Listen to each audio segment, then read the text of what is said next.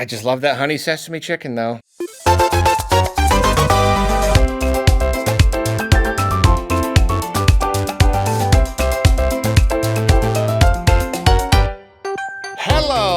Hello, and if you don't mind, hello, my lovely friends, and welcome to another episode of Arlocast, a podcast that's so enjoyable.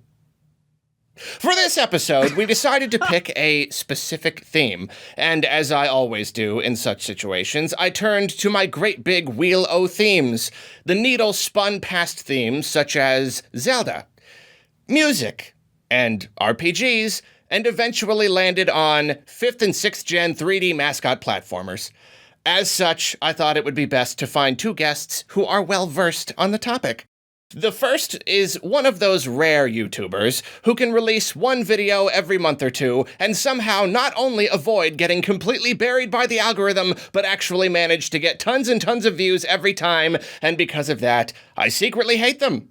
Please welcome Caddicarus. It's because my stuff is good.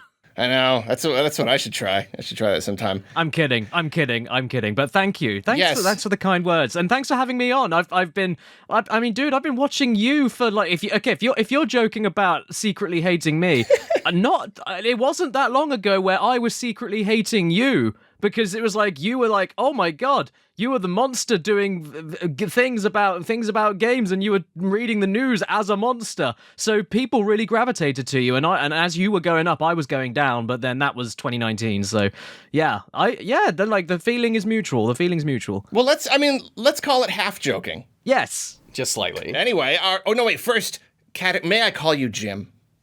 Yes, yeah, Jim, Caddy, yeah, whatever's comfortable for you. Caddy, yes. What is it that you do? Tell our guests who are listeners who do not know.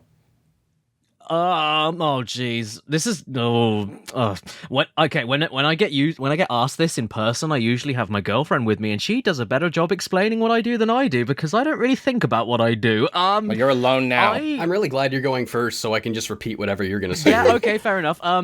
I do videos about lots and lots and lots, like 20 plus games in one video. It's very fast paced. It's very one after the other, mostly for the sake of jokes and entertainment. I don't consider myself a reviewer. It's just a case of fast paced, fast shooting, one after the other, move on to the next thing kind of videos, but they're really big and they're really long. So it's hard to explain, but basically I try to entertain even if you have no idea what I'm talking about. That's what I'm aiming to do. It's not about how I feel about a certain thing about a game or my actual deep analysis or opinions about something. I'm just trying to have a laugh. That's all I'm doing. Fun. And yeah, buddy. Some good old fun. Absolutely. And thematically, it seems it just browsing your channel, it seems like I was saying, the mascot platformers, lots of Crash and stuff. You're definitely more on the PlayStation side of things. Yes, that was the console I was brought up with. That was my childhood console. I wasn't anything Nintendo until the GBA. Yeah, well, very good. Our second guest is another rare breed of YouTuber. I have very, very little free time, and the scant bits of time I do get are usually spent playing games, but his is a channel that, surprisingly and rather unusually, I've actually watched a bunch. Oh my god. Please flattered. welcome, like, honestly. Please welcome Nitro Rad. Imagine everyone's cheering. Hello, I'm imagining that, and it feels very overwhelming and terrifying. I know, you just gotta roll with it. Thank you. I'm James. Thanks for having me on. I also make YouTube videos, but I guess I'm sort of the other end of the spectrum.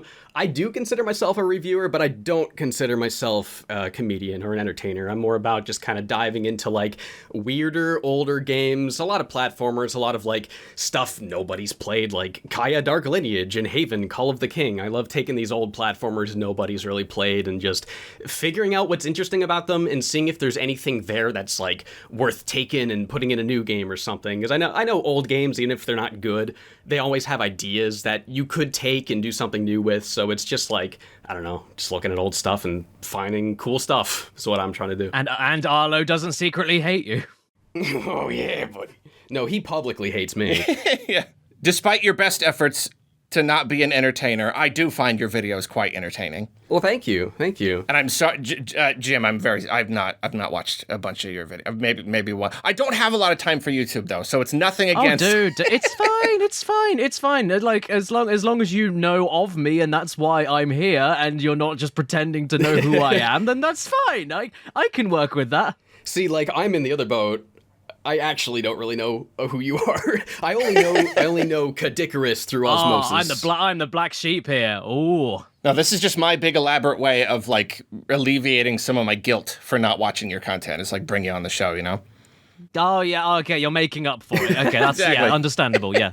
Yeah, gotcha. To be perfectly fair, though, I'm really bad with like watching YouTube stuff. I feel like in the past 3 years, I've rarely watched anything outside of like Stop Skeletons from Fighting. That's like the only channel I actively keep up with, because who else is talking about the weird Pikachu Game & Watch Pokemon Pokewalker thing that I've never heard of? Nobody. Oh yeah, they do very good work. Absolutely. Well, and that's the funny thing is like pretty much everybody that I'm in contact with, all my like YouTuber friends, I want to watch all of their content all the time. Like it's on my list for sure. Absolutely. It's all really good stuff. Yeah. That's just a lot of it. Life gets in the way. Like people assume that we spend most of our time just playing games, and like, well, we should have lots of free time. I'd say playing games is maybe 5% of my life. I'd say the rest of it is working on videos and living life. I go kayaking a lot more than I play video games. At least I have this past month. That's cool. Yeah, I've been getting back into it. That is very... I did not expect you to say that. That's very cool. A lot of people don't know that about me, but I'm a very outdoorsy person. I was in, like, Boy Scouts when I was, like, a little kid and teenager. I used to go camping all the time, and where we're living now, we're, like, right near a lake, so we got a pretty affordable, like, inflatable kayak from Decathlon, which is, like, this big sportsy store, and it was, like, only $300, and we just walk it down to the lake, and we just, like, go kayaking around. It's really fun. That is fun. You make YouTube videos about games, you're lying. Well, see, one day I'm going to lying. make YouTube videos about my real passion, and that's snowboarding. Oh my god, you're building your channel up to eventually like trick everybody, and it's like, literally. The veil's been lifted. I'm actually a kayaking channel. Eventually, I'm gonna stop reviewing like platformers and weird indie games. I'm just gonna start reviewing snowboarding games, and that's not a joke. That is not a joke. I don't blame. Yeah, look. If what my channel has done over the last year and a half has proved with anything, just do what you want to do. I mean, that's what I do, really. Just do you. I don't really think much about like the algorithm. I just kind of do whatever I want, and sometimes it like tanks, but like at the end of the day, I'd rather just be talking about what I actually care about. Mm-hmm. You got to do what makes you happy at the end. The only time I didn't was when like everyone was asking me to make a Deltarune video, and I made a video about Deltarune. I tried to make it a little like different and more critical and interesting. You know, everyone knows that thing, everyone loves it, so let's try to be a little more critical. And everyone just hated it, so it's like not doing that again. Yeah, at the end of the day, you got to do what you like, at least to a degree, you know? Like, I definitely have my fair share. Well, I mean, like, I don't really do anything I absolutely don't want to do. I say that, which is a little contradictory, because I am playing Skyward Sword right now, pretty much just because I feel like I kind of have to for the channel. But, like, overall, I'm doing what I like. But, like, there's that element of, like, you know, I don't have as much time for, like, the passion projects because I'm keeping up with the topical stuff. But, like, you, at least to a degree, you got to be doing what you like. Because if you're not enjoying the job, like, that's going to come through in the work.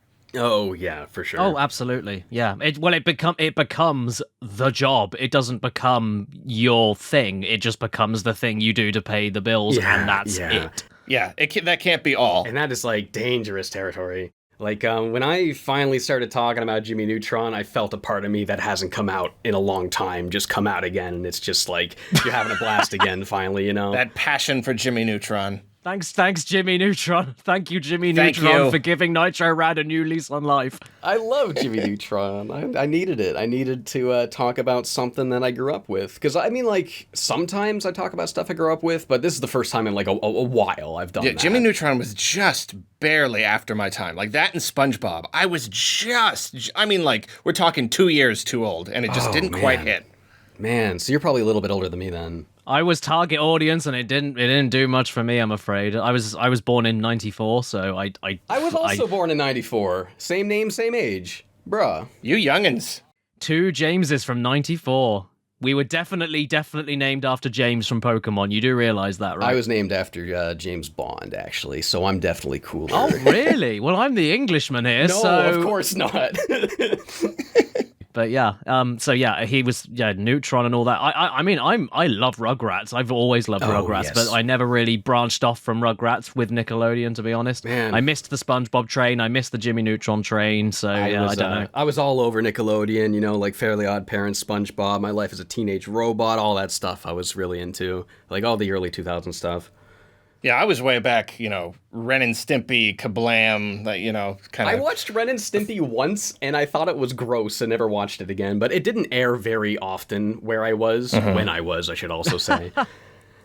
Yeah, that's the thing as well, is that cultural differences, we didn't have dedicated channels for this stuff, and if we did, you had to pay a premium to access it, so, yeah. like, you just had to hope that SpongeBob would come on, like, once every 2 weeks on a Saturday morning, so you had to catch it at first. Rugrats was pretty frequent on other channels, but, yeah, I guess they had to, like, source out Nickelodeon stuff to other channels in this country, I'm not sure, but, yeah, there wasn't a dedicated place to catch up with all that stuff.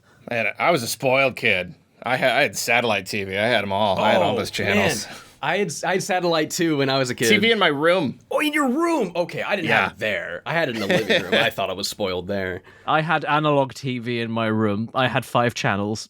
Dude, how are you going to rewind the Bionicle commercial and rewatch it over and over? Rewinding TV, that didn't happen for us until, 2007? It took a while for us. It was so convenient. Like, when I was a kid and I could just, pause it and go to the bathroom, then fast forward the commercials and just get right into Teen Titans. Oh, yeah, the TiVo. That was revolutionary. But now we don't watch TVs. It's all on the internet, so we just can do that anyway. It's really funny we're talking about Nickelodeon. That's going to make a good segue into something. But first, before we move on to all the news and stuff, I do like to get out of the way first. What are you guys working on right now? Let's start with you, Jim. Oh, cool. Yeah. What is your current project? I'm making a video right now. It's looking to be an hour, maybe a little bit longer than that, but I am covering 20 plus Disney PS1 games. Wow. And that sounds most fun. of them are awful. But yeah, like I said, what I try and do is not based on actually critiquing anything. It's more a case of quick fire.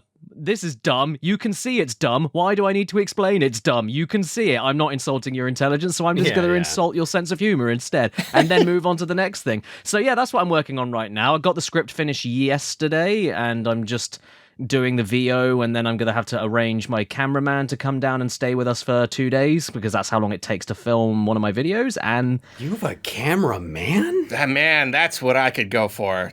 Cameraman. Yeah. Whoa. I got a tripod. Oh well, I mean, I've been there as well. To be honest, I had my girlfriend filming me for the longest time, and then my camera buddy he was looking for work, and I was like, well, look, you used to film my stuff back in 2013, so why don't I just pay you to do it now, and then there you go. I can help you out and you can help me out, so that we've got a nice arrangement. But I prefer the hands-holdy kind of look, not completely shaky cam, but I prefer it looking like you're sitting there looking at me kind of thing. And that's just a style thing. That's just a stylistic choice. I have nothing against tripods. Tripods look way better usually than it looks more professional than what I do. But I just like that very, very slight wave. That's all. Yeah, no, I definitely get that, because that is a camera technique. Like in movies, if they want to make you feel like you're there, they'll have a handheld shot.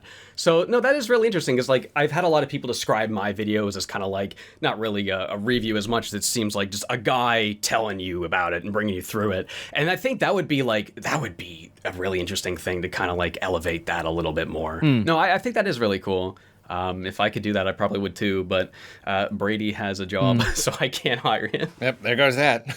Oh, well. Yeah, that's a problem. That's why I do everything in the studio. I love the idea of every time I've been able to get out of my studio and do something, it's great, but it's just I got roommates, there's always people out there, it takes forever to set up every individual shot with the lights and the camera and the tripod and everything. It's such a massive pain. Oh, tell me about it. I used to do studio stuff back in college when I had access to a studio. I really miss that. Yeah, I mean, it's always just the spare room for me, but I call it my studio because it makes me sound professional. Yeah, no, I know. But if you've made it a studio, then it's a studio. Yeah, it's true. Actually, now I've upgraded from the spare room to the converted one-car garage, so I gained a few extra feet there. In fact, recently my outdoor garage, sorry, your Garage. Sorry. I was gonna say garage, but I thought no, that's too different. So I'll say what did I say? I don't know. Garage. That's what I say. I'm denying my true self. Garage. That's what we call it. So yeah, I recently it was expensive, but I converted three-quarters of so cool. we've got a double outdoor garage, so I converted three-quarters of it into a green screen room, basically. So yeah, like soundproofed it all, sound dampened it. So I really wanted to do something like that when me and my girlfriend moved out a couple of months ago. But with the housing market and COVID, driving up the prices, we kind of had to settle for an apartment instead of like buying a home. And there was only so much space we had in here. But someday when I have a house, it's like I'm 38 and I got my own place, I'm going to have a gnarly studio. That's like my dream. Because again, I had that studio access back in college and I miss it so much. Not a day goes by where I just wish I could have all this space to set up a shot instead of like cramming myself between my futon and my computer desk and trying to get this funny shot of the Jimmy Neutron game as I'm like wedging my fingers like past the camera, and it's just a nightmare. You know what's funny? yeah, Jimmy Neutron deserves studio space. Exactly. We know this. He deserves better. His brain's too big. I can't fit it in here. His head is too big. He needs a studio. He does. You know what's funny? This is I swear I'm not just trying to name drop, but I will accept the name drop. I will embrace it. I don't know if you guys know, I was on that episode of Rental Reviews on Cinemassacre. I was going to say, I didn't know what that was until he said Cinemassacre. Oh, yeah, I know that. I watched that. That was a while ago. I forgot about that. You talked about that. It was a couple years ago. Yeah. So it's just funny that you mentioned like cramming into a small space because like I've watched, a good amount of AVGN and even the new stuff, and I got to actually go into the nerd room. Oh, dude, I'm so jealous. It is so small. You would never know, based on how they shot it, that they were cramming themselves into this tiny little room. I guess you filmed that I wouldn't have guessed that either. No, that's like, interesting. The way they set it, I don't know. They must just be like putting the cameras up on the shelves or something. Because yeah, it's just like I got the impression it was like a relatively, I don't know, big basement. I got the idea. I thought it was a big basement. Wow. It's interesting because I actually never really thought it was terribly big. I always just assumed they like filmed it on a 12 mil or something. Yeah, I don't know. I didn't think it was sprawling or anything, but yeah, it is surprisingly small. So I'm amazed by what people are able to do in such a small place. And considering you're a little blue monster, it must have been really small. Yeah, well, I mean, well, for me, I get a little extra room because I'm only like 4 feet tall. So like, exactly. Seeing you beside James Rolfe, and that was the first time I actually got like a real idea of how big you actually are, because you're never beside like another person or any sort of frame of reference very often. So it's interesting seeing you beside another person. So the camera adds 10 feet or something. It adds 10 pounds of fur. Exactly. If only I could take off some pounds of fur. Still carrying my winter weight right now. Anyway, James. Yeah, okay, so me, yes. What is your current project? What are you working on right now? So I just finished a video. I put it out like 2 days ago or something, and right now I'm just waiting to start Psychonauts. I'm waiting for my girlfriend to get off work because she wants to see it because she's never seen that game. So I'm just like waiting to play it with her. But yeah, I'm just waiting to start playing Psychonauts, and that's like a really cool game that I've never actually finished it. I played the PC version. I've never played it. Oh really? That game is. I know.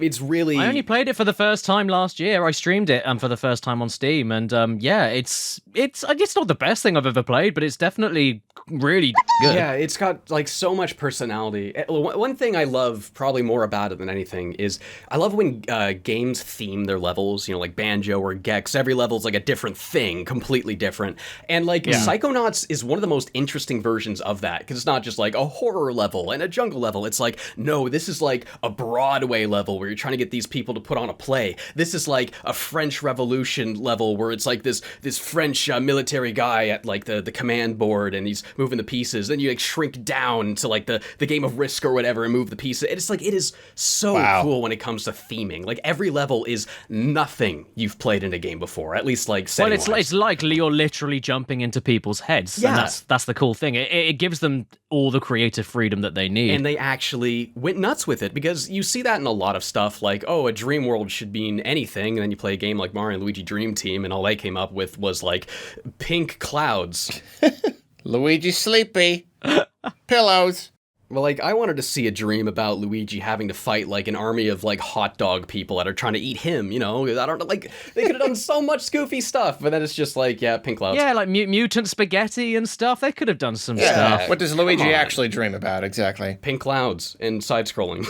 See, not even ghosts. Like, I mean, he had an entire mansion to go through. God, That's true. Imagine a level in Dream Team where you go through the mansion, you gotta fight all the ghosts and stuff. That would have been so cool. But like, the ghosts in the real game look really cute, but in his head, they're terrifying. So the dream could be like they're extra scary, because in his head they are extra scary. This is why we should make games instead of the people that do. This is why we should make games. Nintendo, we should hire these men. Yeah, we do. We need to get a studio set, and then we need to bring Jimmy Neutron in and hire him, and then we will make games.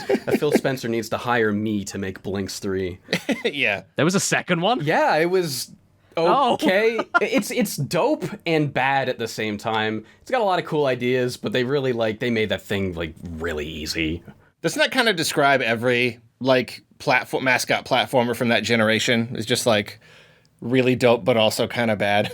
Yeah, it was a time where you had a lot of good ideas and not really the means of executing them, I suppose. But, I mean, that's when they were starting to dwindle, wasn't it? It was like early 2000s, people just started kind of going off platformers in general. So around 2002. Yeah, it was a weird time. It was a weird time. Yeah. I wouldn't be surprised if a lot of them were like kind of in production, and then everybody kind of realized halfway through that nobody else is making platformers anymore, but you got to finish it. Yeah, that is Wrath of Cortex. That's Wrath of Cortex. They just kind of gave up. Oh yeah, same with Enter the Dragonfly. You can tell that thing was just Enter rushed. the Dragonfly is another one. Yeah, Just to be thrown out there, just because it's a matter of like, hey, we have this property now, let's put it out, instead of like, hey, we have this character that we have a cool idea for a game. You know, there's a clear difference between those two things. Yeah. And unfortunately, the former happened a lot. No, I reckon they were pushed to get the games out. I mean, not only for their holiday releases or whatever, but also because they could sense that the platformer market was dwindling and people were looking at more mature and more action, bloody, violent games and stuff. So they were like, do you know what? If we've got any chance of getting any kind of sales of this, we need to get it out like before 2003. So just do it. And also put Spyro in a tank. Yes. And look what happened. It didn't work. So instead of them selling a lot of units at that time to please their corporate overlords or whatever, we've now got infamously bad games that are bad forever, which sucks. Yeah. I'm kind of surprised they didn't go more like... Because, I mean, even nowadays, you get the thing where it's like, let's take the old property and put it in a genre that doesn't make any sense. So I'm kind of surprised we didn't get like a bunch of Spyro first-person shooters and stuff, you know? They could have easily spun off of the Monkey Mission that everyone loves so much. I like them. Bunch of platform games doing shooters. Instead, Microsoft decided to go with cars. No, Microsoft needs to make a Banjo-Tooie shooter based off of those like GoldenEye levels. Remember those? I've never played Tooie. Oh, I never played Tooie either. there were whole levels that were straight up 007 GoldenEye. Like, it went in first person, you held Kazooie like a gun, and she fired eggs out of her mouth, and there was like a 2-player mode, and it was actually like a lot of fun. It was like, as far as like, hey, you have to do this dumb thing now, it was actually one of the more like fun times Banjo-Tooie does that, I thought. How did I not know that? Yeah, I didn't know. I mean, I knew there was like the first-person shooty thing, but I didn't know it was a big GoldenEye. That's cool. Well, I would assume it just runs on GoldenEye's engine because they made both games. Yeah, Banjo Remake. That's one of the ones I'm really, really gunning for. I haven't played that game in so many years, and I really want to return to it. But gosh, it's like, what are they waiting for? Yeah, I really don't know. I mean, everyone's doing the big remaster remakes now. Like, what are they waiting for? They're throwing money around like it's nothing. And I feel like now more people know Banjo than they did back when Banjo was new, just through internet osmosis. Like, there's no way a Banjo remaster wouldn't be, like, the biggest deal. Yeah, 10 times more people. That's why, like, the character is such a big deal. I mean, Crash 4 happened, so, like it's not impossible. Yeah. Crash 4 happened, and then Activision pulled the plug hardcore on that thing like a day later. Jim, I've seen you do a lot of Crash-related stuff. Some very painful-looking Crash-related stuff, and I did want to talk about that today. It's a love-hate relationship. Yeah, because, like, that's my thing, and I feel like a lot of people might be this way, is, like, Crash 4 was probably really good, but, like, the fact that it was so, like, infamously hard to, like, 100 and whatever %, that kind of made me just, like, not want to play it at all, even though I know I'm not going to want to, like, get everything, but just hearing anything about a game being, like, stupidly, impossibly, unfairly hard, I'm just kind of like, I just don't even want to touch it. And that's not necessarily fair, but, like, that's just kind of, it's what happened in me. I don't know. No, it's the very idea is what puts you off. It's like being told that you're going to be fed, like, a 7-course meal, but you're not going to eat all 7 courses, but you've been told that that's what you're going to be given. And your mind just kind of then mentally starts preparing for, oh God, I can't do that. And then you just don't do anything. It's kind of like that in a weird way. The thing with Crash 4, though, that I always find very funny is that it took me 69 or 70 hours. I'm going to just say 70 to round it off, but it took about 70 hours to 106% it.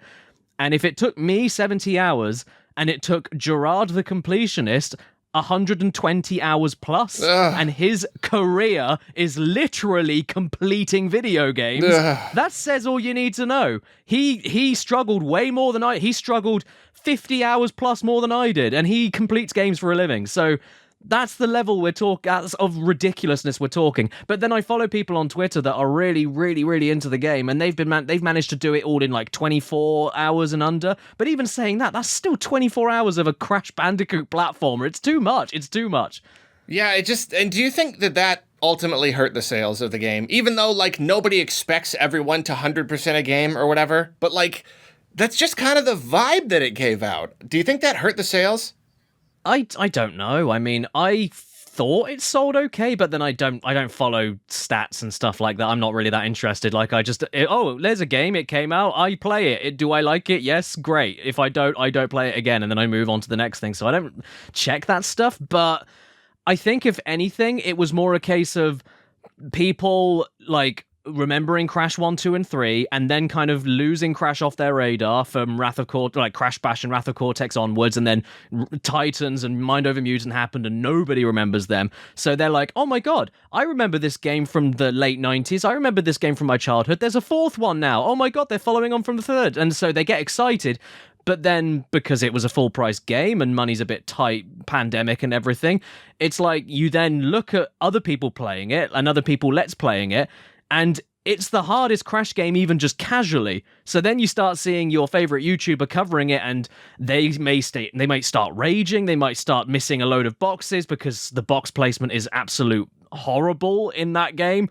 So, like, people must have seen other people playing it, and then it kind of got a reputation for being impossibly hard, even when you're just playing it normally, which I don't think it is, but it must have just got a reputation. I don't think it is either. Like, I never went to 100% it, so I can't really speak for, like, how difficult that is. But, like, just casually playing it start to finish and doing, like, a good chunk of the side stuff, I thought it was a fairly smooth experience. Comfortable game. As far as linear corridor platformers go, it's definitely the most intricate and the most complex and everything out of all of the games, maybe except 3 because of the power-ups. But yeah, I think that's the problem, is that when other people started covering it, and then it was like, oh, well, this is a bit trickier than I was expecting. I mean, look, what happened when the Insane Trilogy came out? We got that article saying that it was the Dark Souls of platformers.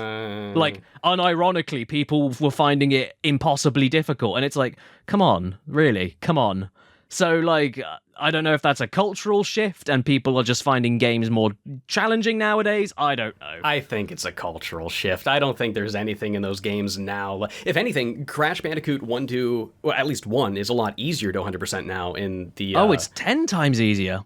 I've had a lot of, I've seen a lot of interesting perspectives about 100% in Crash 4, because that was, a really hot topic, and I didn't do it, so in my video I kind of had a different perspective on it, but I've seen a lot of people put it this way: it took me 10 years to 100% Crash 1. I want it to take me 10 years to 100% Crash 4. Why is it? What's the point of 100%? Is it just something that you're just entitled to? Should you just get that? Should you just play it comfortably until it happens? Well, if you want that, play an Assassin's Creed game, 100% that. It's like, it's not going to get any more challenging. I think the purpose of 100%ing Crash 4 is to put you through like the ultimate challenge. I kind of see that as like the sort of thing that only people who like are really into that game and really want to test the limits of what they can make that character do want to go for.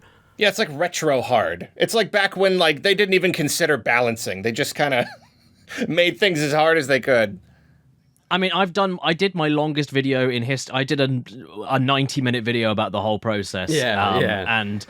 And I see what you're saying, but I can't agree purely because the entire core of Crash, when it comes to making the platforming more interesting, is breaking the boxes, going for the collectibles.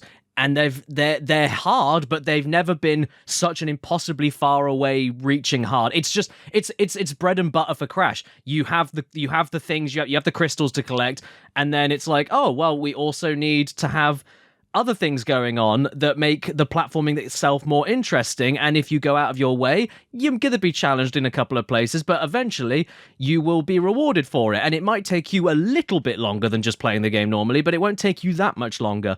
When you look at it, Crash 4 through that lens of what I expect from every other Crash game that everyone loves, it's still 70 hours, and it's 70 hours of repeating the same things and unfair glitches and the game wanting you to play perfectly when the game itself is not perfectly made, and redoing the same levels a million times, whether it be through side character missions or through the inverted stages, which don't do anything other than just upset your eyes and make things even harder for no reason. And removing the crash dash so that the time trials are harder, and you got this silly 3-way spinning mechanic. It's too much. It's just too much. It's so ridiculous. They just went too far with it. Yeah. That's so interesting, like, because again, like, I haven't 100%ed it myself, but, like, hearing people that have gone that journey to 100% it, I hear, like, most people say it was miserable, but do any of you know Kevin Fagaragan? He's an artist. No. He works for, like, the Yeti, he does, like, t-shirt design. He's the one I was talking about that can do it in, like, 24 hours just below. I don't know how he did it, but he is, like, the biggest Crash Bandicoot nut I've ever seen, and I even had him on the video just to, like, have his perspective in it a little bit, and, like, I feel like while that sort of thing, unfortunately, just really doesn't appeal to the majority of people who you know, wanted that sort of thing from Crash 4 and did not get that, I am glad to at least see that, like, the few people that really wanted that ludicrous challenge and can overcome it and just get better and better and better, like, speed run levels of skill, I am glad that that sort of thing at least exists for those people. It was certainly a risky move. I just wasn't expecting that. I just wasn't expecting that from a sequel to Crash 3, that was all. And that's totally fair. And didn't you have a more recent Crash experience of 100%ing that was also a little difficult? I mean, I've done, oh god, what have I done? I did every single platinum relic for the time trials in every single Crash game, which... Oh, wow. Were you doing Crash Bash or something recently? Like, you're under Twitter. I've been seeing you, like... Yeah, okay, so basically, for me, June is Bandicoot month, for a multitude of reasons, but I was just like, I want a gimmicky YouTuber month. I want June to be Bandicoot month. Please like me. So I did that, and because of that, every June, nowadays, I would have done a few Crash videos, but nowadays I can only really get one out in June. But still, I was like, okay, I'll get one video out, and then my Twitch channel gets taken over by Crash. And ever since last year, which is when I kind of, or maybe 2 years ago, I don't know how long, I've been streaming regularly now, but basically, I've said that through June, we're going to go chronologically through every single Crash game and 100% them and get every single platinum relic. Oh my gosh. Which is a time trial thing, usually. But then Crash Bash happened, and I have been playing that for 20 hours, I think. It's been nearly, if it hasn't been nearly 20 hours, it must be just over 20 hours. I don't know. But my god, it is the most miserable single-player experience you will ever play in your life. It's horrible. Don't do it. And I didn't include that in my... Is that a party game? Yeah. Yeah, because it's a Mario Party ripoff, isn't it? Well, it's a Mario Party ripoff, but they expect you to... Okay, I'm going to read out what because I was speaking to another YouTuber called LS Mark. I was speaking to him about this, and he was saying how, like, he remembered really liking Crash Bash. So then I texted him this, and I'll just read it out word for word. So For the single player to get to, it's 200% you have to get to with Crash Bash. So here we go.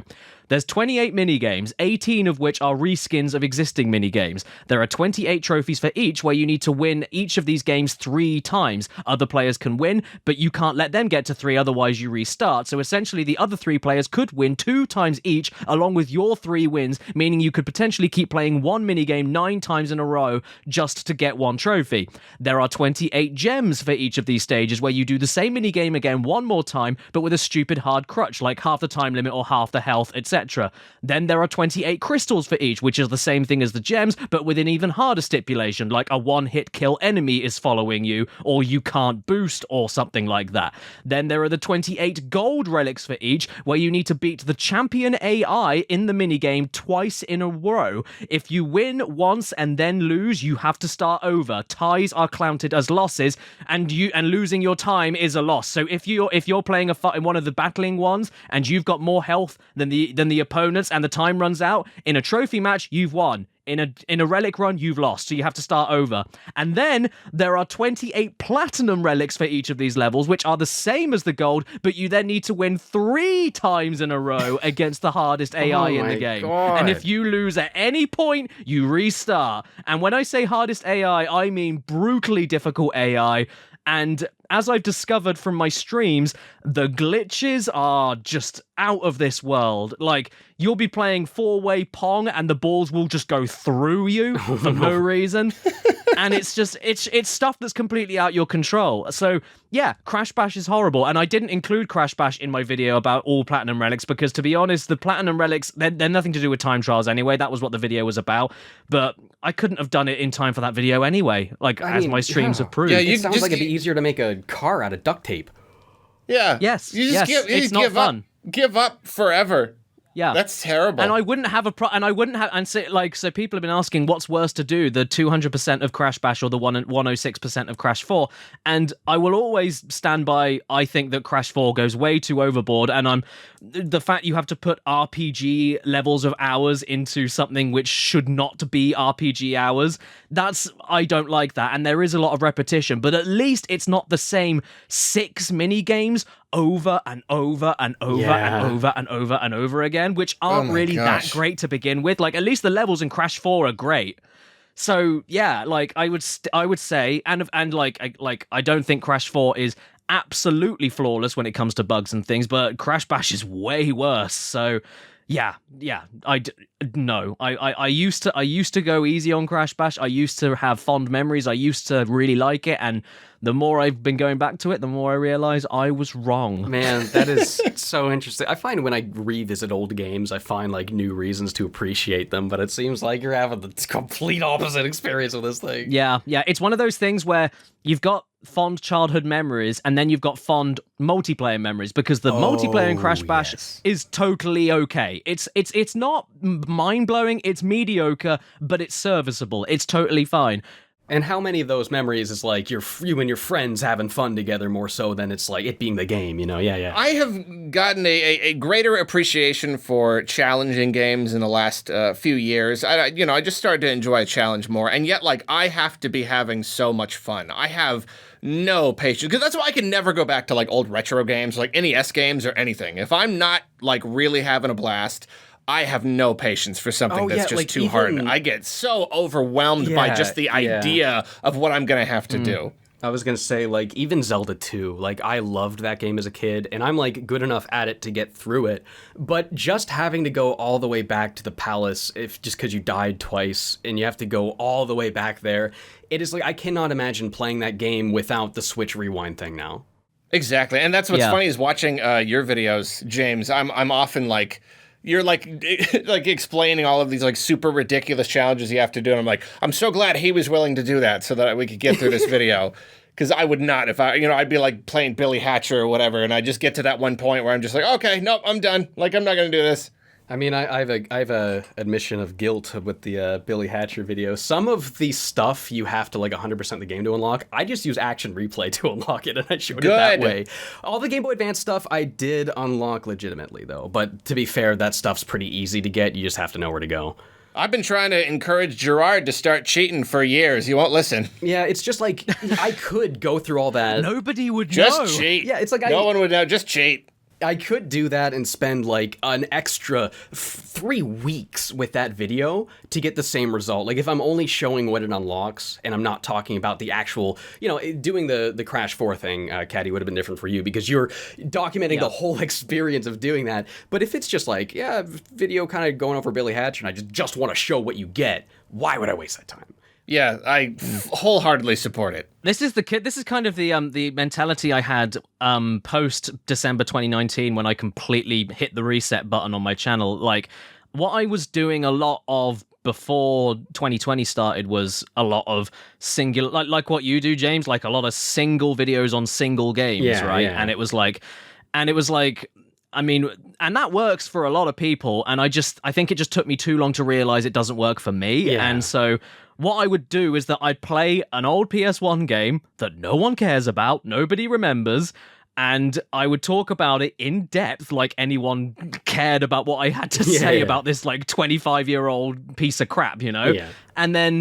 And then like try and kind of structure some jokes around it, even though there's only so much you can joke about when you're talking about the same thing for 10 to 20 minutes. And you know what? Yeah, with a channel with more focus on comedy, going through a lot of different things just gives you way more like a material to work with. Oh, absolutely. Yeah. And this is the thing, right? So if I would I did a full-on video on like Bubsy 3D ages ago, and I've done full-on videos on Irritating Stick on PS1 and all these other infamously bad PS1, all these infamously bad PS1 games. Yeah. And it's like, why the heck would I expect you to sit down and watch me rant about this thing without much variety for 15 odd minutes when I could just go, hey guys, this is Barbie's horse riding on PS1.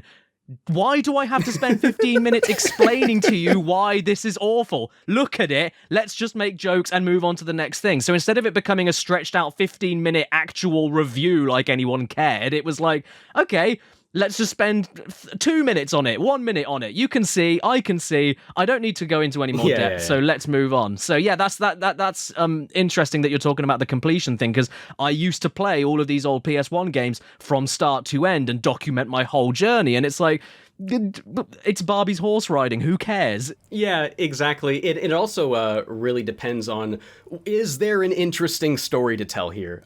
So I was going to say, exactly. Yes. There are times where I will still do that. I got to go the whole mile and do it, but I'll only do it if it's a game people don't already kind of know that about. There aren't other videos about it. So something like Haven Call of the King, I did the ridiculous side quest at the end that took me 3 days to complete just because I had to show what that looked like. I had to show this incredibly impressive No Man's Sky thing on PS2, the seamless loading from planet to planet and scouring the whole thing for this ancient ruins and doing a terrible Monkey Ball ripoff minigame to get some thing, and then you just, in reward for it all, is an email. Your reward is an email. Like, that is a fun, stupid story to tell, and I had to tell it. No, I appreciated that. But if I'm just exactly, showing I love it. I'm not, This is the good thing about Crash 4. The good thing about Crash 4 is that the whole narrative of my stupidly long video is exactly that. It's the whole, like, I wouldn't usually do a video on a single game, but it's Crash. It's important to me. Let's do it. And then at the very end of all of it, it's like, well, what do we get? We get a 6-second cutscene where one of the characters that died at the beginning didn't actually die, and that's it. Like, the end. Yeah. Which was obvious they didn't actually die in the first place. So it's like, that, I love stuff like that. Yeah, it fits into the narrative really well. Yeah, it's all about telling a story. That's one thing I love about YouTube is, like, everybody's got a different channel. Everybody's got a different style. They attract a different audience. And so, like, everybody just kind of has to find the thing that they fit into. And sometimes you can start out doing one thing and just kind of morph into, my channel was the same thing. And I don't know, it just kind of naturally happens. It's a mix between your personality and the people who are watching you and the stuff going on around you. And you just kind of work it out, and sometimes it takes years to get to that point. Yeah, like you have It to. took me 7 years.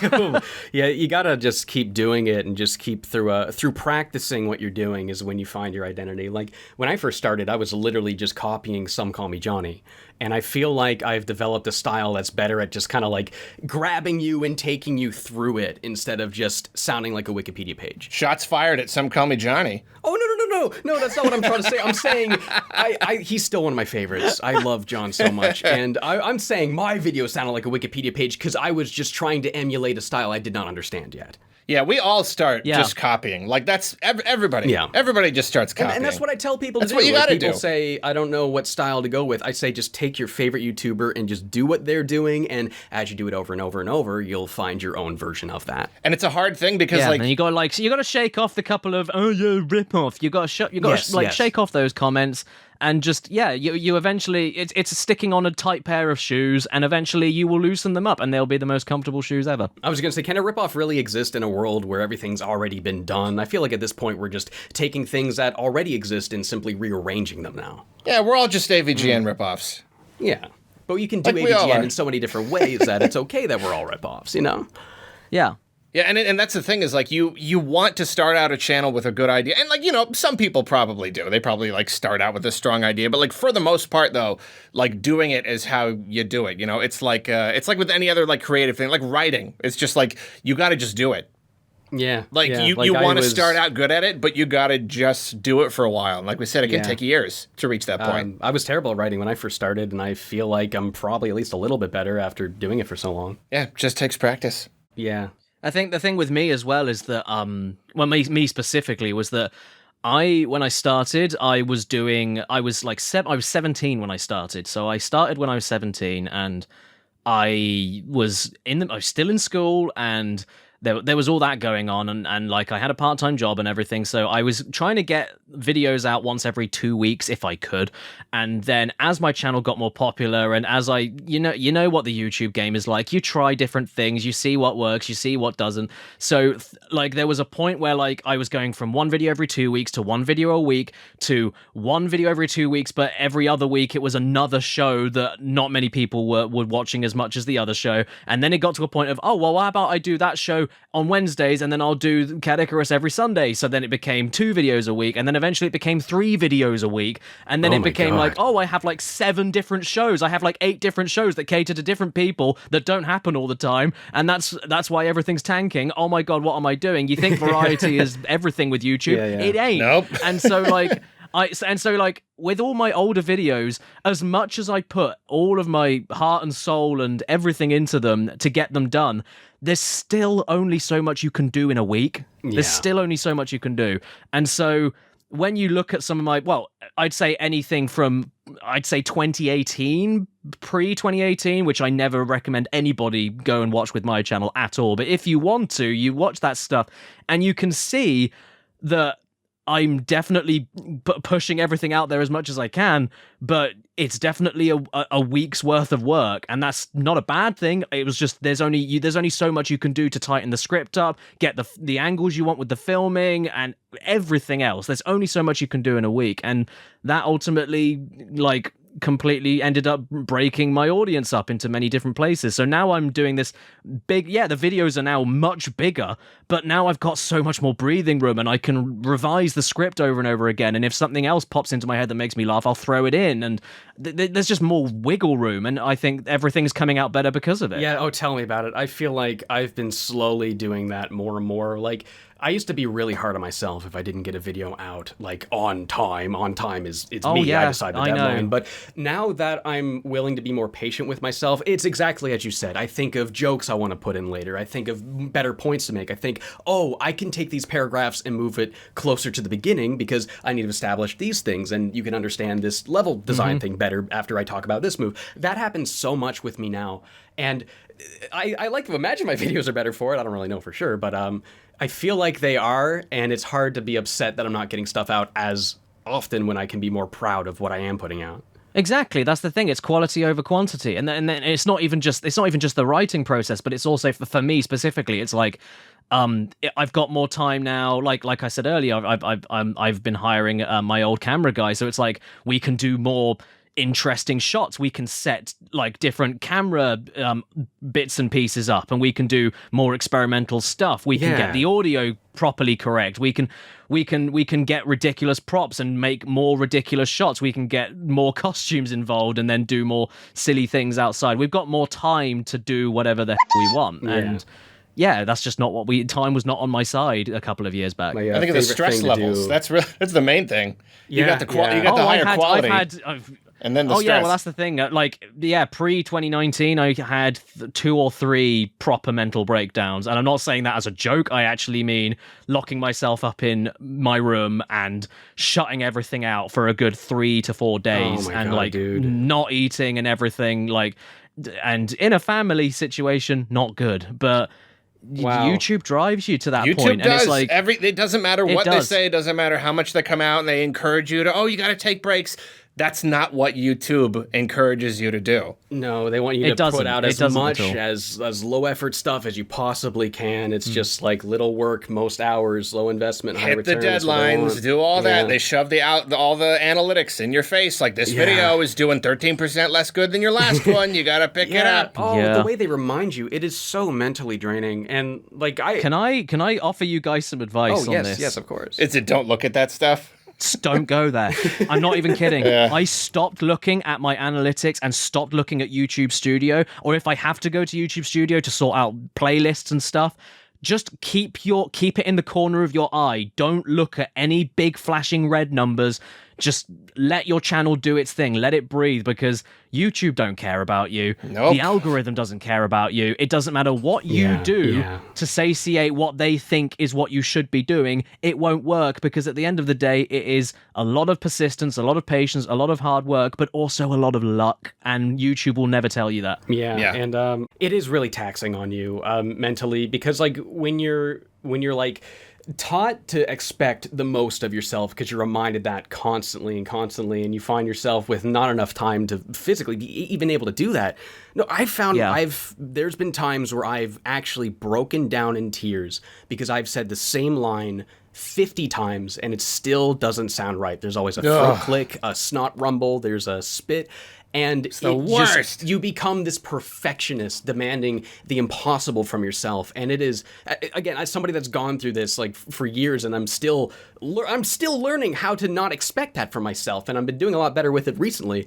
My girlfriend's been a huge help with that. God bless her. But no, it's really awful. And I cannot understate that. I really can't. You really need to give yourself more. Yeah, I've been there for sure. Yeah, same here.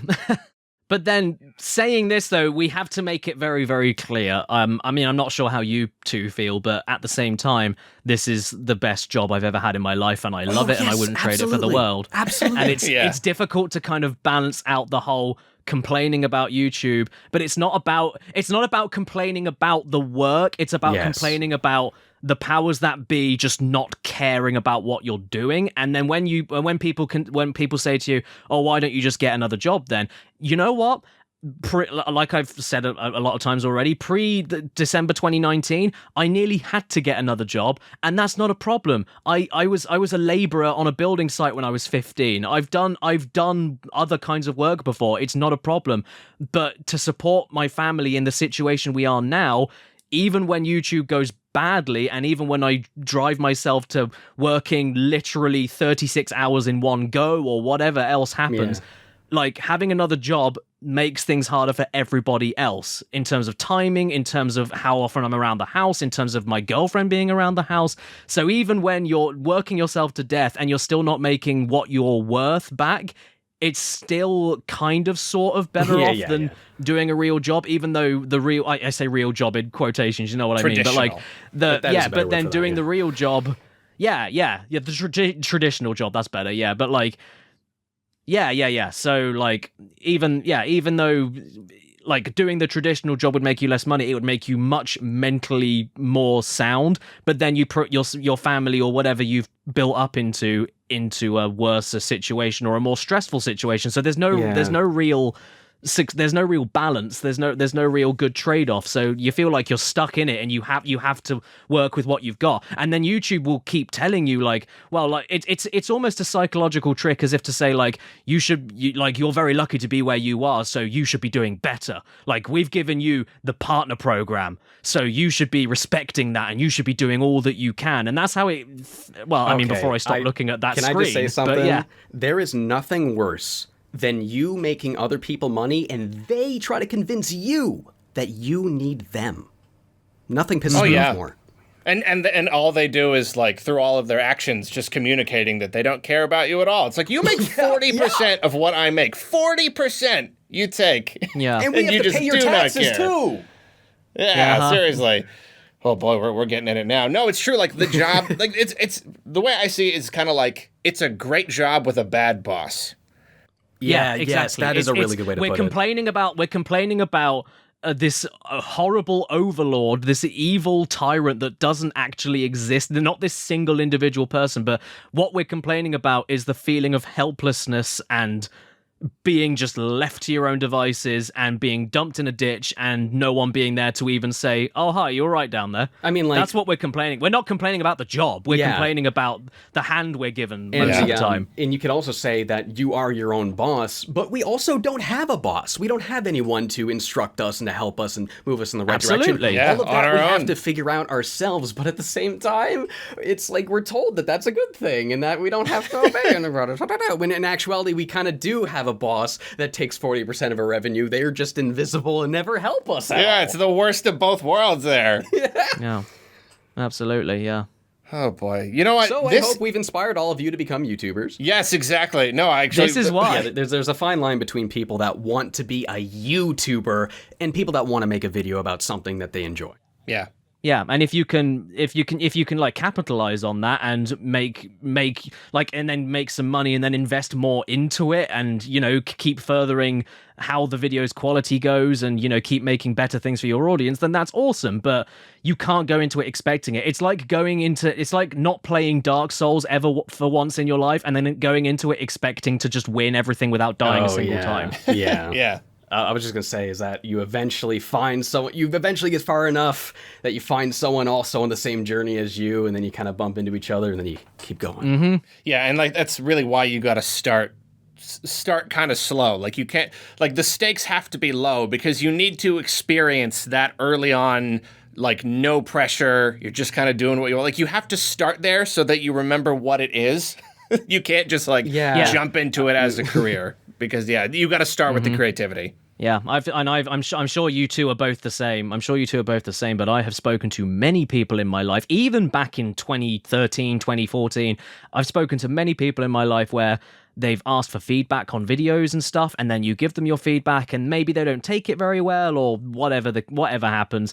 But then, like, sometimes they will take the advice back, and then they'll come back to you, and nothing has improved, and then they get confused as to why they're not getting any bigger, and it's like, and then you end up in a roundabout way. You start getting blamed for it because it's like, well, you're not helping me enough, and it's like it's not that simple. It's not that simple. And I wonder how much of that attitude is kind of created by all of these like companies making you all this cool, say, hey, get this webcam, get this camcorder, get this microphone. You can be a YouTuber too. I see that a lot in commercials. Yeah, and you can be. No one's stopping you. And Of if course. you want to do it as a hobby, then awesome. That's great. Like anyone can be a YouTuber, yeah. but not everyone can sustain themselves and make a profit off of it. It can't be that from the beginning. It has to be something of passion that slowly transforms into that self-sustainability. Mm-hmm. Absolutely. Yeah.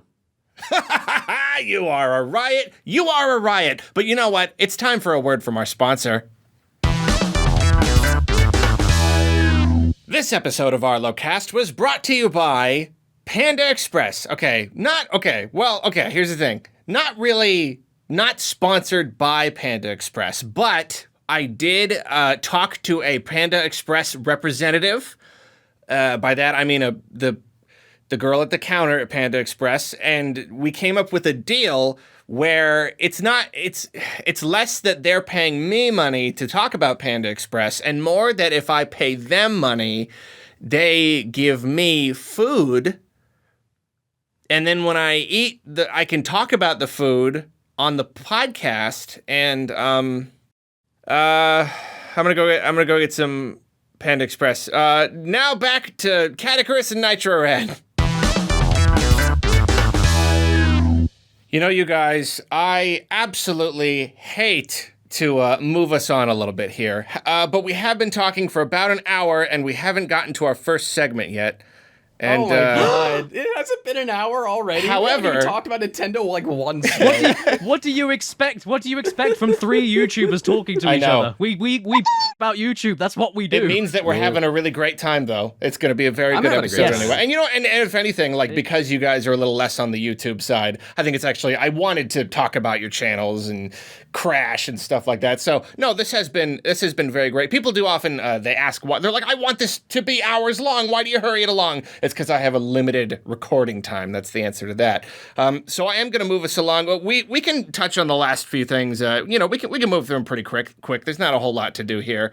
Just because I like to hear the little ditty, I'm going to say it's time for what's in the news. You know, I'd say really the only thing, I mean, like we could talk about Steam Deck for a couple minutes. I don't really have too much to say. I think that'd be cool to talk about. Oh, I thought you had a lot to say. I mean, I do. Isn't that why we were like waiting to start this podcast? Because you were trying to get the Steam Deck? That's true. I did wait for like an hour, 45 minutes refreshing the page. It's one of those things where I feel like every once in a while I have an opinion on a thing, but for some reason it's like I don't even want to like go into it until it kind of gets here. Like I've got opinions on it. I don't know. It's kind of a wait and see. I mean, obviously the idea is really, really cool. Just it's the first real Switch competitor. It's not really actually going to be a competitor, but like. Oh, I think it is. I think it's going to be a huge competitor. I think for certain demographics it will. I think that. I don't know, dude. I don't know. I think it doesn't matter who you are. Like, I am the kind of person that actively avoids playing PC games. I hate playing stuff on the computer. Hate playing stuff at the desk. I want to be on the couch in my living room with my PlayStation 4 controller. I have over 300 games on Steam despite that, and I could play any of those on the go if I got that thing. Are you joking me? That is a huge competitor to Switch. It doesn't matter who you are. Everyone has a Steam library. We do. And it's the humble bundles. In your pocket, that's huge. That's big. Huge. I'm really excited about it. Like, I think... I'm having a hard time knowing if I would get one if I wasn't going to try to make a video out of it. But like, no, is Portal 2 on the Switch? No, it's not. Yeah, I'm pretty darn excited about it. It looks really, really cool. It looks really good. Like, I'm actually quite impressed by it. I love the timing of it as well. The timing after the Switch OLED. Oh, yeah. It's like, my God. Yeah. That looks a lot nicer than that Switch OLED. But yeah, so I'm very excited for it. And like talking about it being a Switch competitor as well. It goes on a TV, doesn't it? Well, yes, it does dock, but also more importantly than that, it's also at its core, it's a PC, and that means emulation, which means GBA games, it means Game Boy games, which the Switch should be doing already. I didn't think of that. Yep. I didn't think of that. Yes, it can you can play the Metroid games. Yeah, you can play Nintendo 64, you can play PS1, you can do anything you want because it's a PC and it's portable. So it's like, at this point, Nintendo, like I've always said this, Nintendo have been sitting on money for so long. I don't know, like if people are able to get the emulation ROM files and upload them to the internet as easily as they have, then why can't Nintendo just do that with GBA titles for the Nintendo Switch Online stuff? What's keeping them? I've never understood it. They've re-released Mario 64 in the 3D All-Stars pack. Why can't they do it with other Nintendo? I know there's licensing and stuff, but you can still get a good few first-party Nintendo stuff out there, but they won't do it. Yeah, they could. They don't want to. I think it's just because too many companies want to put in like very little expense and get, you know, like people say, why don't you do that? That would be free money. No, that's not free money. They would have had to pay somebody to do that. You know what free money is? Licensing your character to Fortnite and having people buy a character without you even making a game. Yeah. That's free money. And think about how many companies are doing that. That's the direction I think the companies are kind of going in these days. And I think that's why we don't see these things. And Nintendo... Samus for Fortnite. It's probably right, but then it makes me think it makes me think though that like you're right, that is the moneymaker, but then it makes me think how many more Nintendo Online subscriptions will you get for getting the Nintendo 64 crowd or the GBA crowd? And it's like they're not going to do that. There's no way they will possibly be able to compete with this thing unless they go out of their way to be like, okay, let's put everything on this thing. You guys want this game and that game, you want these consoles, we got to put it on there, because otherwise like there's not much reason to play the Switch when this thing comes out, if you want all that. Oh, well, yeah. I mean, I will keep Nintendo Online for online, but like as far as the Switch Classic and NES Classic stuff goes, what's the point? What's actually the point? And Yeah. I don't want to like encourage piracy or anything. Like I do try to play things in the official form as much as I can, but when somebody creates something that Nintendo is failing to fulfill, people are going to go that way. It's course they obvious. are. So it's on Nintendo to create a better product than what their fans are creating. And why is it my problem that I can't afford, like, I mean, okay, here's an example. One of the games I'm talking about in my upcoming video is an education game with Winnie the Pooh, right? The American version, cheap as chips. I ordered them from the States and shipped both of them over here because the one PAL version of the game was £300. Oh my god. And it's That's like- another huge problem. And it's like, why are you trying to make me feel guilty about not supporting the industry and everything when you're not selling PS1 games anymore? You're not getting anything from this physical box that I'm buying from a stranger. So why do you care? Like, it doesn't make a difference to Sony either way if I buy this £300 baby game on PS1. And that's the same thing you got to look at with Nintendo. How Nintendo stuff, especially in this country, Nintendo 64 games are like gold dust. They are expensive. And it's like... yeah, they're getting pricey. yeah, it's like they're getting pricey, and that's fine. That's what they're worth, but you can't then make me feel guilty. It is not fine that I have to pay $80 to play Snowboard Kids. Well, yeah, I should have to pay Exactly, $5. but you're not paying it to Nintendo, so why do they care? That's my thing with emulation. They will not put in the work to get all of those games online and have them available in like a legal way. Like if you just put every video game on that storefront for $5 to $30 a pop, the whole world's problems would be solved. But they're never going to do that. Yeah, the Wii U did it, so it's like, I don't get it. I really don't get it. Yeah, they clearly just kind of don't want to. And, I'm on the same thing. Like, I don't want to encourage piracy and emulation because I don't need to, because Nintendo's already done that for me. They've already done everything possible you're right, to encourage it. And it wouldn't be a problem if they offered you a legal way to do it through them. But they don't. Yeah. So it's like, well, what other? So you'd rather I spent £300 on this PS1 Winnie the Pooh game instead of just downloading a ROM? Like, No, they would rather you not interact with anything they cannot make money off of. That's what they want you to just not have it is the real thing. I don't know why, but they just don't want you to have Because it. they want you to buy the new games. That's what Jim Ryan of PlayStation says. He's like, what old games? We want you to buy the new games. It's like, but we still like these old games. They still have value. okay, well, that's fine. You can have that opinion, but then don't get upset with me if I then start downloading all the old games. I mean, what do you expect? What do you want from me? Yeah. It's like, what did you expect? It's like they make these decisions that make them more money, but then they just act like we're nuts for not. It is But frustrating. yeah, the Stream Deck looks great. The Stream Deck looks... Stream Deck looks good. Yeah. It looks so good. And I'm also... it's going to solve all these problems, baby. And I'm also very upset that I keep calling it the Stream Deck. I think you guys must be doing that as well. Yeah.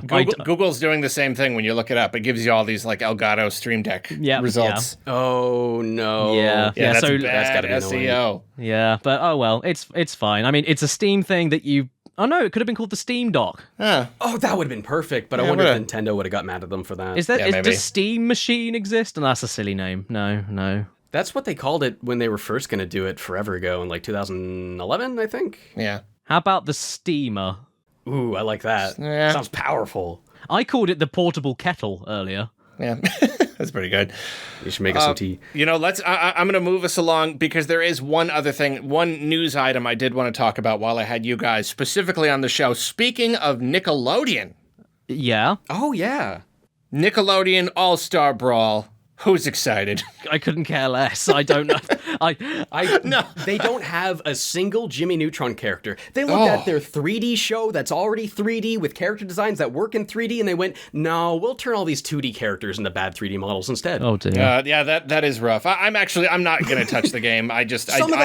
Some of them look good, though. Invader Zim's model looks like great. Yeah, Zim's in there. I just love the classic one. Powdered Toast Man, Oblina from Our Real Monsters. I love, they're catering to the old people. I will say that it hits nostalgia for me in a few places, and like the roster looks good and everything. But the second I found out that I wouldn't be able to control Reptar and burn Angelica alive, I wasn't interested anymore.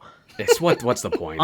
You need to be able to kick Phil and Lil in the head. If you can't do that, you haven't sold a copy to me. I'm sorry. I want to kick babies in the head. Exactly. Is that too much to ask?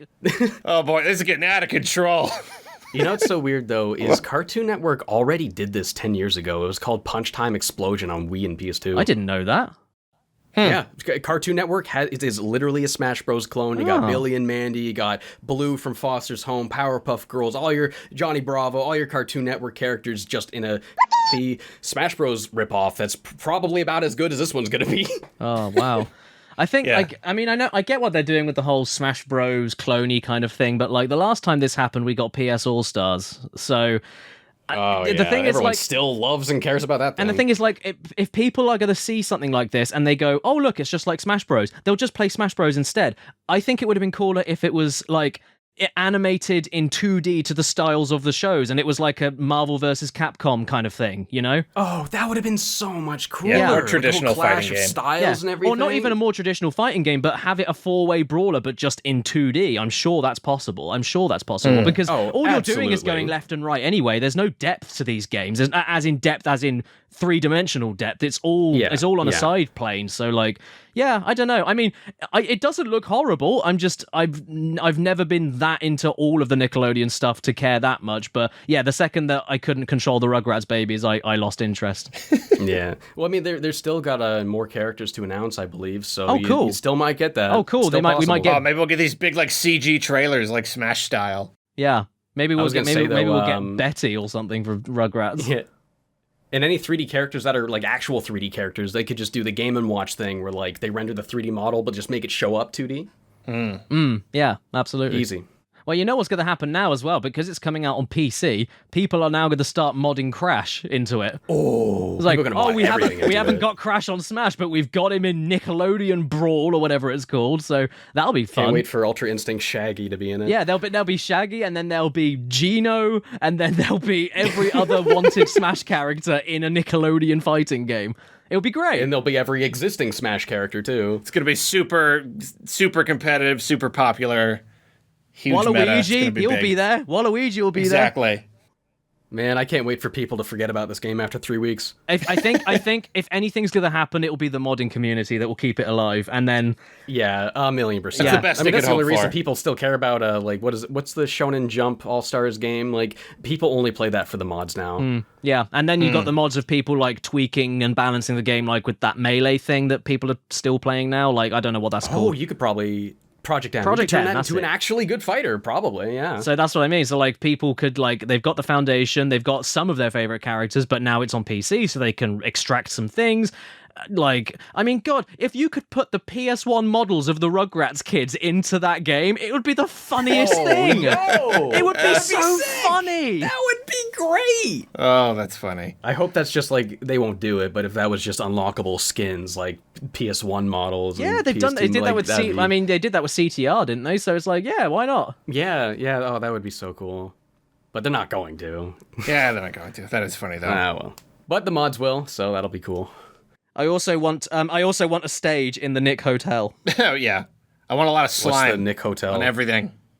I'm not really familiar with like Nickelodeon lore stuff because like in Canada we watched Nickelodeon shows on YTV, so we never saw the bumpers or the actual Nickelodeon channel. We had a different channel, just the shows. It was all just slime. I don't know nothing about the Nick Hotel. If you've got a bit of time to kill, check out Defunct Land's video on the Nick Hotel. It's fascinating. Ooh, Defunct Land is like a god tier YouTube channel. Well, there you go. So he did a video on the Nick Hotel, and I would love to be able to play a 4-way fighting game in the style of Smash Brothers with a half-demolished Nick Hotel in the background with everything on fire. I would love that. Oh, that would be actually like cool. Yeah, exactly. Am I allowed to say that word in this podcast? Oh no, I dropped the we'll H probably word. bleep it out, but that's all right. We do have a few segments left, and we will have to address these questions pretty quick, but it is time for listener questions. Are you ready for listener questions? I am, yes. First question. Chris Wasden asks, what's a game that you initially disliked but came around to liking more over time?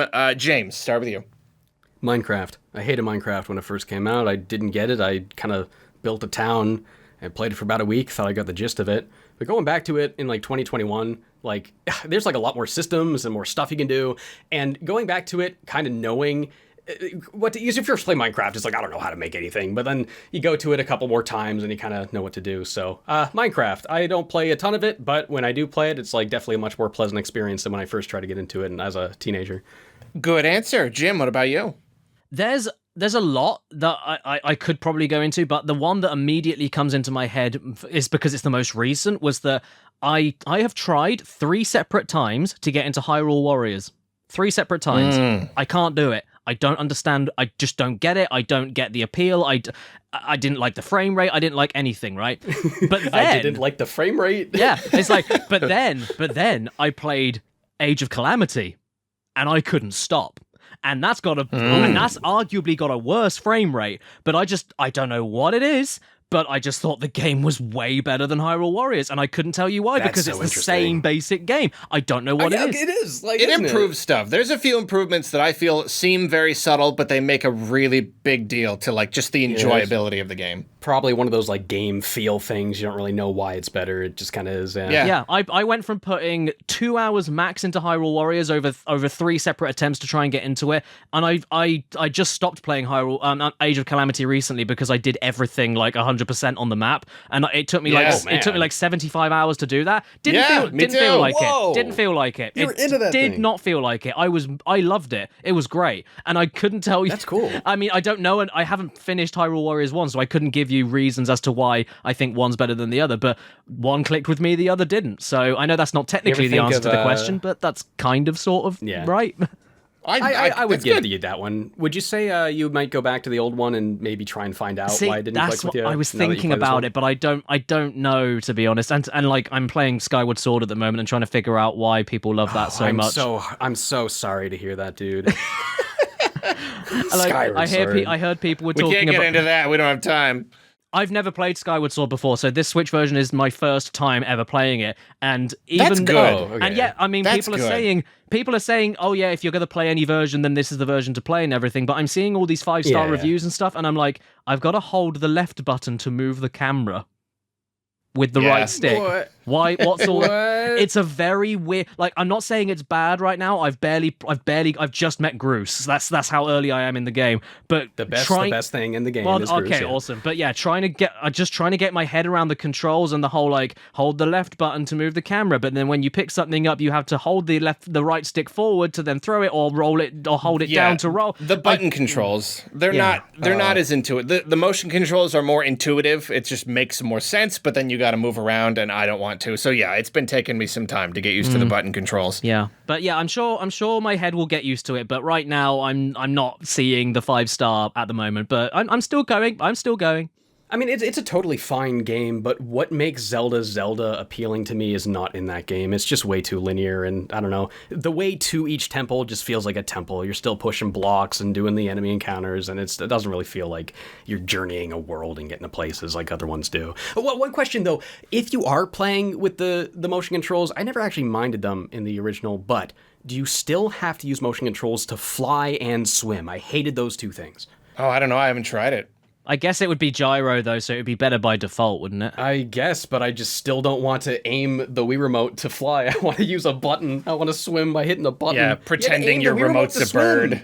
Yeah, it's pretending your Wii Remote's your face as you aim it to swim. It was the worst thing ever. It was so hard on the wrist. If you want to swim down, you have to like point it at the ground. Like, ow. Gotta get things back on track, though. My answer to the question, game that I didn't like, but came around to, my best example is Dark Souls. Like, I didn't get... that was for me too, actually. I played the demo, and I'm like, that. This is horrible, but something about it is just, I want to keep, because it's almost like I could sense that something was there, even though I didn't see it at first. It's miserable, it's horrible, until it clicks. And then when it clicks, it's just like, it's just the best thing.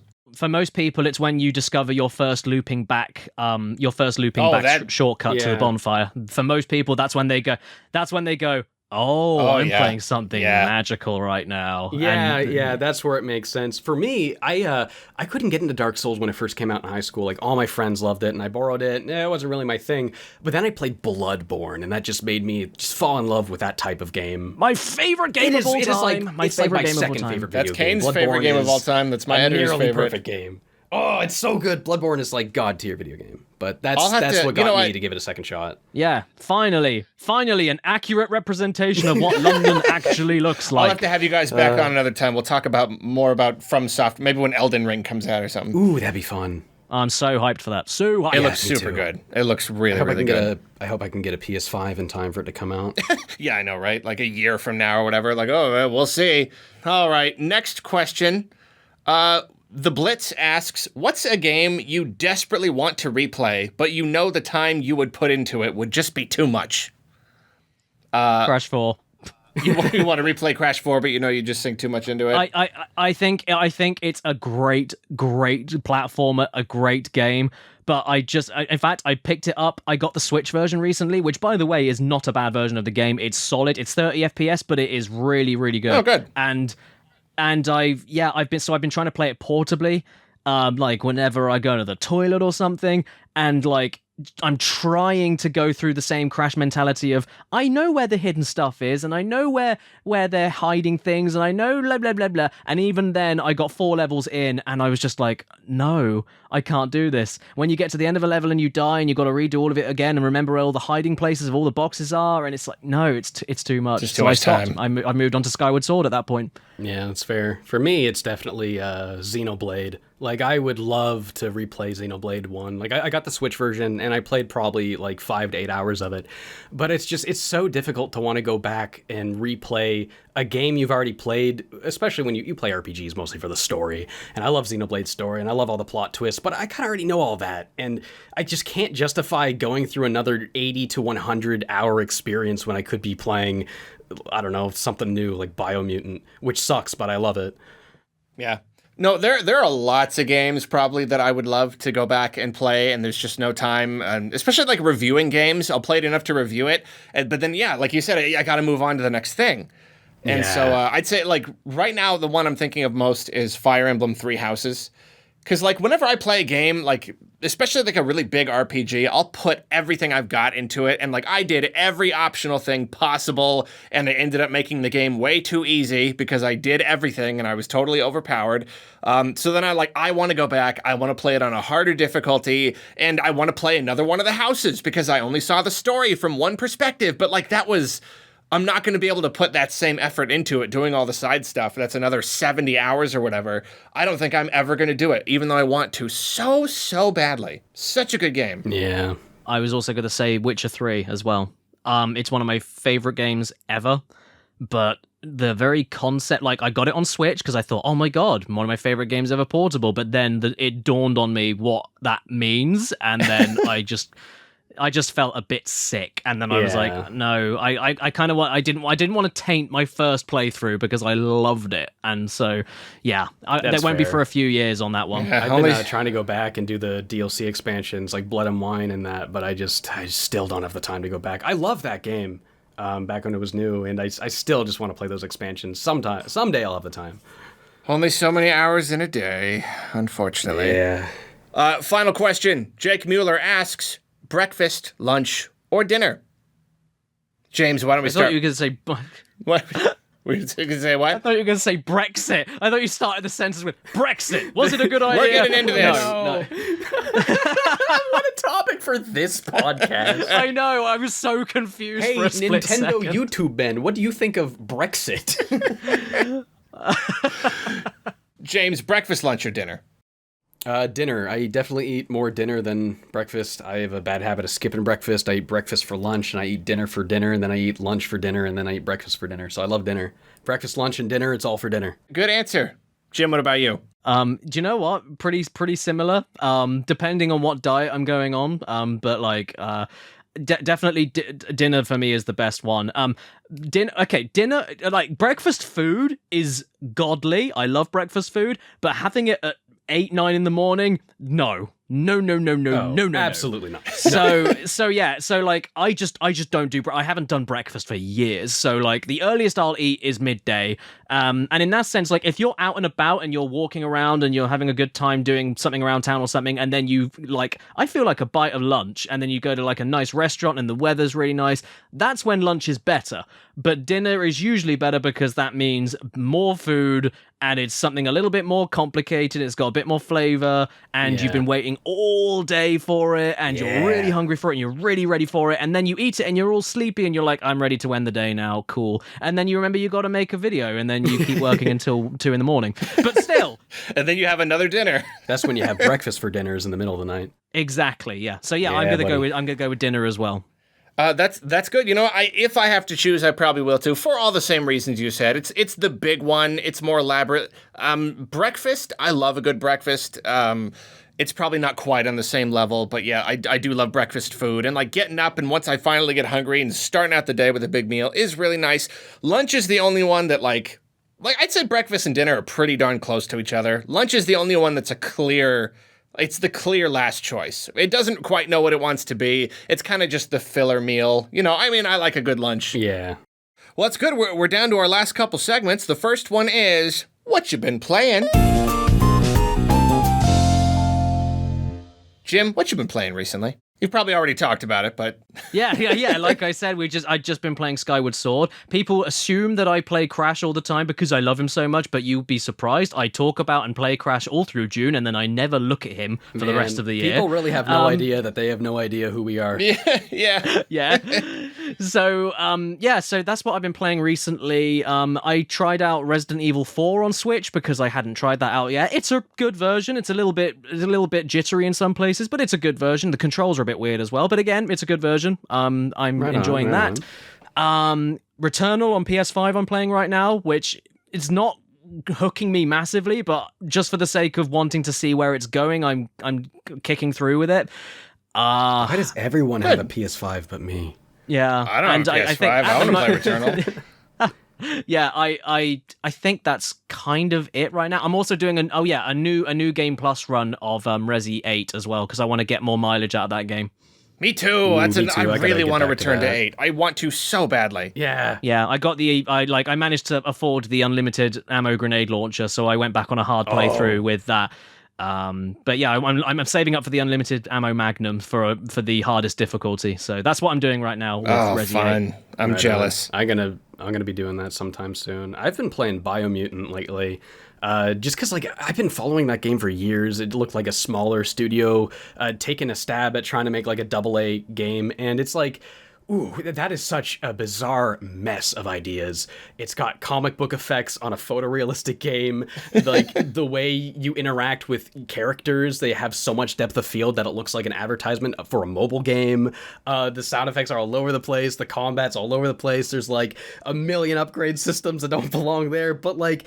the world in that game is the world I've been wanting to explore since I was a kid. It is just the apocalypse happened because the whole world became radioactive and just poisoned all these the waters and made everything on Earth just mutate into these weird creatures. And you're just going around as a little raccoon guy, you know, going through scraps and going through dumpsters, grabbing stuff to make new weapons. And it is just like when I'm exploring, which is 60% of the game, I'm having a time of my life.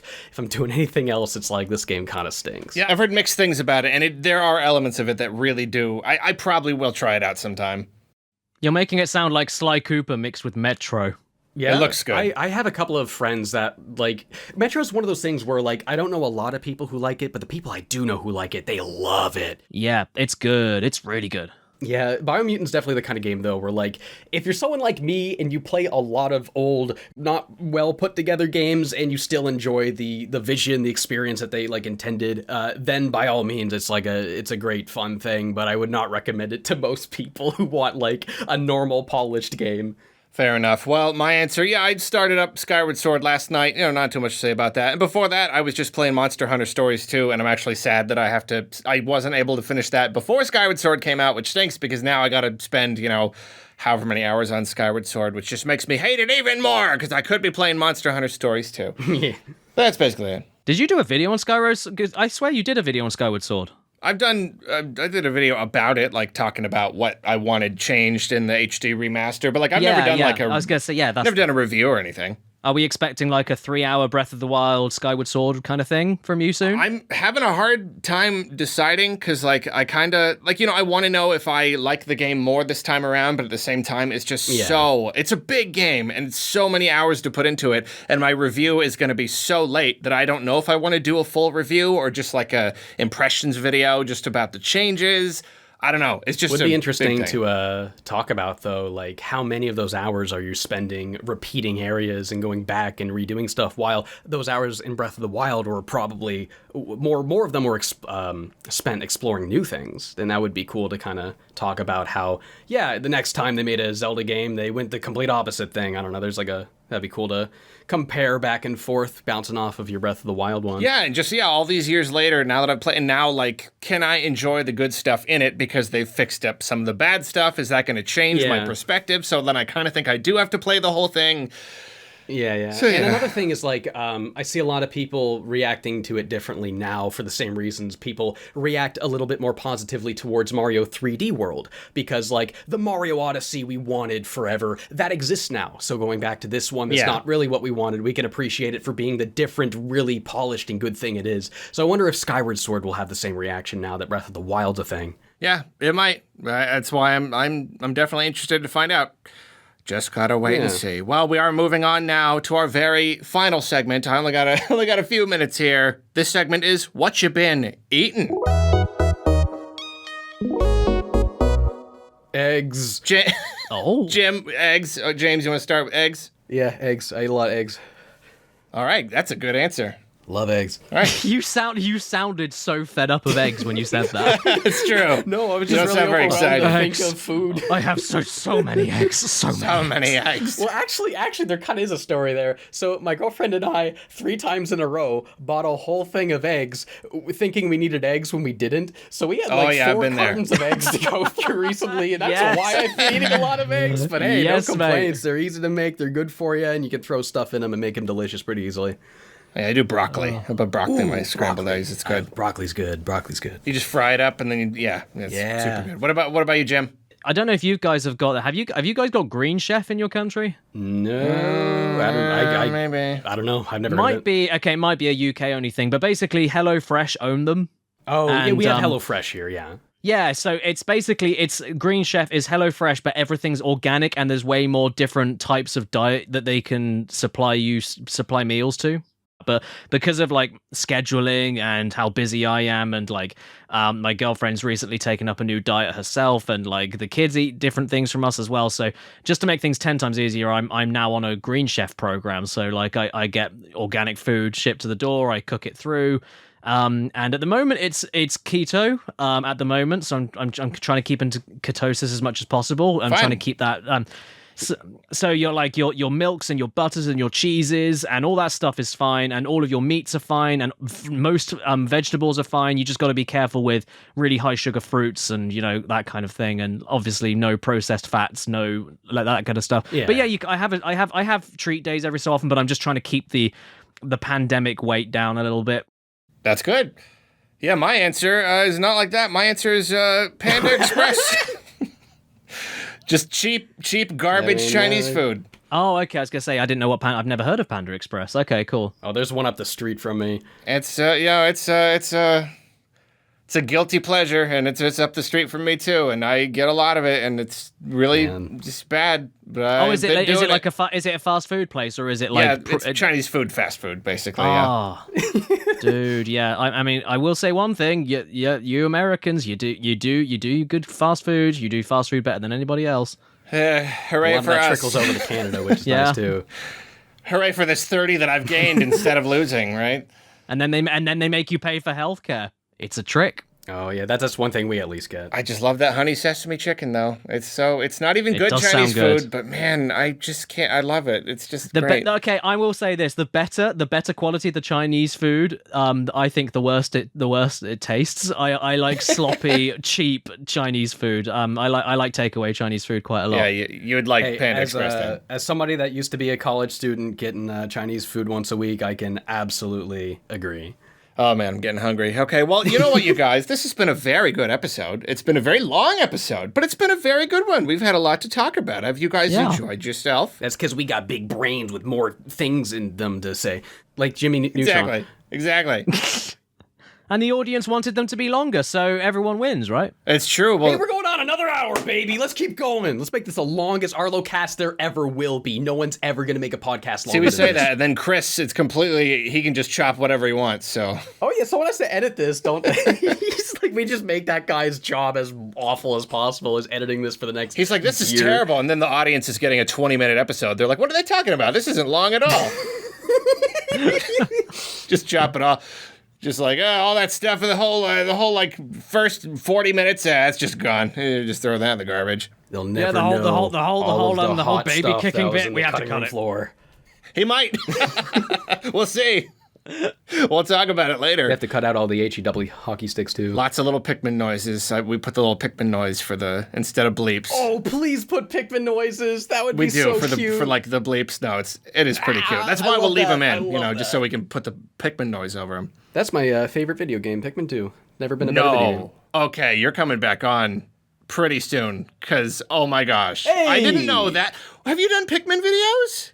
No, I don't think I've ever mentioned online Dude, that I like Pikmin 2 is like a top 5 game for me. I love it. It's my Oh number my one. gosh, It is my number okay. one game, and I replay it every couple of years just to see, and it always still is. It's good that I didn't know that, because like we would have just talked about that. We're definitely going to talk about this later. I mean, someday I will make a 3-hour-long Pikmin 2 video. It is like I have more things to say about that one particular video game than I also anything have else, a whole and lot I to genuinely say. mean that. Sorry, Jim. He's got priority now over coming back on. Oh no, that's fine. Fan. I was going to quickly ask though: is so as a Pikmin 2 fan, is Pikmin 3 considered good? Yeah, it's good. It's good, but I don't like it Okay, nearly because as much I as two. tried. Like, I've never played it before, and I tried the Switch version, and I got like an hour in, and I was like, I am not feeling this at all. I just wasn't feeling it. yeah, 2 and 1 play a lot different than 3. Yeah. And I prefer the simple. Like, I prefer your C stick moves the Pikmin, and the left stick moves you and the cursor to an extent. I don't really like the whole move the cursor really far and with the stick and the gyro and and it's like weird. Oh god, I'd like that so much more. Oh, that's the thing. It just felt like a load of stop and go. I didn't get on with Pikmin 3. Yes, it feels very stop and go. Where Pikmin 1 and 2, you're just going, no stop, and you got full control Oh, over that swarm sweet. of Pikmin, just that C stick. Yeah, get it's the so GameCube easy. ones. You just move Try them out the into the thing GameCube you want to ones. attack. Yeah, people always say the Wii one's better. No. I get it that, yes, you can aim further. You can walk away while aiming in a direction you're not walking towards, but you can't mash that A button without moving the cursor because you're shaking the remote, and for that that's reason true. alone, I can spam the heck out of Bulborbs with those purple Pikmin so much more effectively than I can play with Yeah, the I Wii never really version. did the Wii ones. I played one for a couple seconds, and it didn't quite click with me. I want to try them again sometime, but yeah, I do GameCube all the way for 1 and 2. I mean, they are good versions of those games, and they do kind of get over some of the hurdles that the first game's controls had. That I guess people had nitpicks with it, but to me, as somebody that grew up with those original versions, and I'm just so familiar with them, that's the version I prefer. Yeah, same here. We could go on all day, absolutely all day, but we must wrap it But up. we're not. We're not. Not this time. Sometime, yes, but not this time. Thanks again for coming on, you guys. Any final words? Thanks for having us. Get ready for the end of the podcast. Yeah, good words. I don't know. Say goodbye. Everybody wave goodbye. I'm waving. Wave, Believe me, I'm bye. waving. Wave to Trust the me. camera. I'm waving. Bye. And that, my friends, is the end of another episode of Arlocast. What an incredible, just mind-blowing, incredible episode. Another wonderful round of thank yous to our guests Caddicarus and Nitro Rad. Be sure to follow at Arlocast on Twitter for updates and to submit questions and stuff like that. This episode was edited and produced by Chris Jones. All the music you have been enjoying was created by Northnan. The Arlocast logo was created by Mario Castañeda. Links to all socials, channels, etc. for all guests and artists, along with an address for business business inquiries can be found in the show notes. As with all things I do, I am supported in part by my Patreon patrons, so an extra special thank you to them. Thanks again for listening, and we will catch you next time on Arlocast. See you later, guys.